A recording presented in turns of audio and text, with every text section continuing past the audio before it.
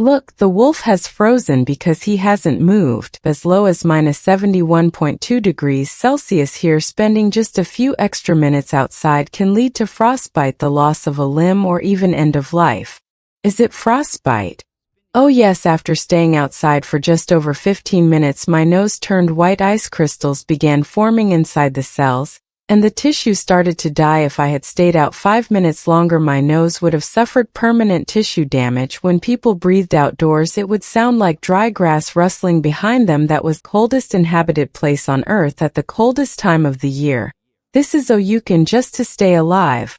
I'm wearing more than 20 layers of clothing, weighing nearly 14 kilos. Stepping outside from a warm 30 degrees Celsius home means facing a temperature drop of over 100 degrees. Ground is always frozen. No fruits or vegetables can grow here. We boarded a plane in Moscow flying east for 7 hours to Yakutsk. From there we covered an 18-hour 900 km road trip. It's 2 a.m. and we finally arrived at the coldest village in the world. The thermometer reads -60.5 degrees. Brutally cold here. The temperature drops to -63 degrees Celsius, or even -64 degrees Celsius. Because Oymyakon is located in a basin, there's hardly any wind. The cold just settles in and stays in this region. The ground stays frozen all year round. This layer of frozen earth is called. To survive the cold, the villagers built a central heating system.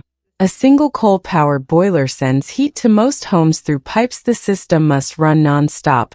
Even a short failure puts everyone at risk. The interiors of. Against the freezing cold you can see ice and snow covering the interior of the room, especially the ceiling. In Oymyakon the day begins early. Eudokia is already at the barn. Cattle farmers here wrap a cloth around the cow's udder to protect the sensitive tissue from frostbite and to keep it clean. Their way to the river to drink. One by one they step into an icy hell, moving quickly knowing they must return before the cold becomes too harsh. Their hair became crusted with ice almost immediately. This part of the river is not frozen because it is coming fresh from the mountain underground spring. This point on until the end of the documentary shoot I won't be able to stay outside for more than 10 minutes at a time, or my already frostbitten nose could get even worse. But as the documentary progresses and the temperatures drop even further, we'll be pushing our limits to show you what we're about to see. The wild Yakutian horses in their natural habitat here are the Yakut horses. The conditions here are so harsh that only they have been able to adapt. What is the temperature today? It's somewhere around -50 degrees Celsius here. It's also hard to be outside for a long time. We have a system of fences in the open area. They mostly graze freely. These Yakutian horses don't need heated shelters as they can endure -70 degrees Celsius outdoors day and night. Unlike regular horses, they are short. This also helps them to stay outside during winters because short body means it can radiate heat to a smaller area. Their body looks very puffy, very rich in fat and round. This is because of their thick fur.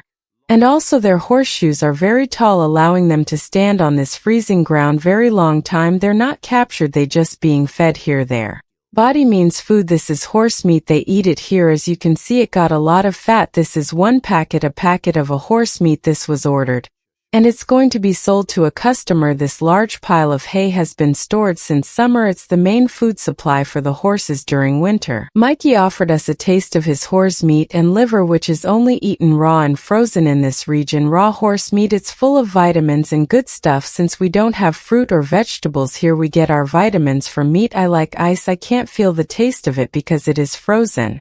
This is the liver in Oymyakon. Daylight lasts only about 4.5 hours in January. It's 3 p.m. now. As darkness falls, we're calling it a day. Before cars, animals like horses, cattle, and of course reindeer were used for transportation. Reindeers are very important in this region, not just for transportation but also for its meat, skin, and also milk. About half a kilometer beyond the village center, frozen forest of you can begin. In this village most people herd animals for a living, but for those like Ivan, hunting becomes the main source of income. I am a man of the forest. These lands are my hunting grounds, and here is my tent, my home. He's making fire now. We need this fire because it is too cold here. We must walk on the path. The ice underneath is thin. We made our way to the frozen river to check the fishing. In this temperature and now this frozen lens is useless and we'll have to give up on it to get the net. He's removing the ice from the hole using a small shovel. Just warm. The fish remained alive for only a few seconds after touching the freezing air. The water was warm, but now,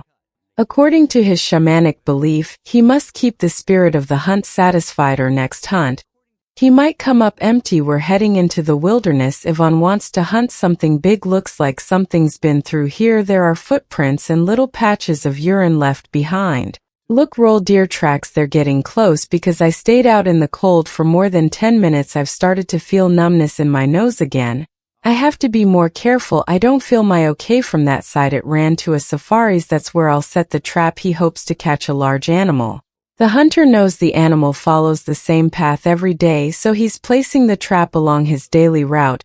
He's covering the trap with snow. He's using a dog's tail to remove the traces smoothly. We'll return to this spot later to see what he catches, but first Ivan wants to check the trap he set yesterday. He scans the snowy landscape carefully. Everything here is like a book to me. When the snow falls, I track how many animals there are by their footprints. I already know how many animals live in this area. The Saka are a Turk people who, a very big one, quite enough for all of us to eat. It wasn't the trap that killed it. The freezing cold did. As he lay there stuck and helpless.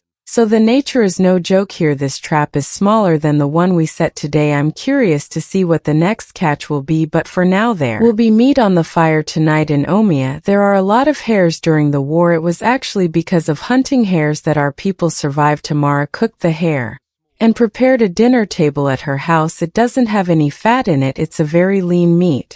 Waist weighing more than 360 kilograms. It was built by a local farmer.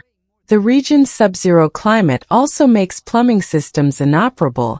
If water pipes were installed, the water inside would freeze almost instantly. Instead, residents meet their needs, such as washing their hands. Getting it is a whole other process that takes a lot of effort. People here collect blocks of river ice and melt them to get fresh water for daily use. Right now you're looking at a vast white blanket of snow.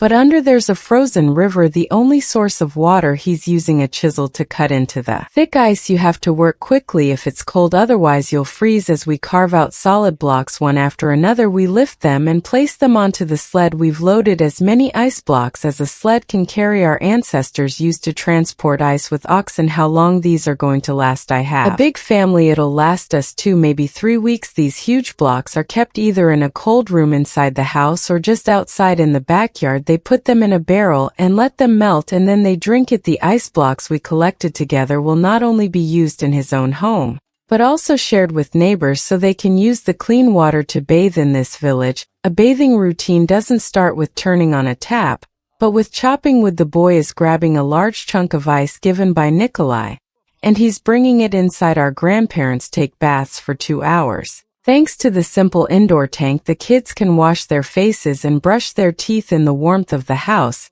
But for other needs, the kids still have to use the outdoor toilet. Jana helps her daughters get dressed for school. The children wear many layers of clothing for their commute. We are ending our documentary part 1 here. If you are interested in watching it, I will bring part 2. If you all like and subscribe, I will bring the second part very soon.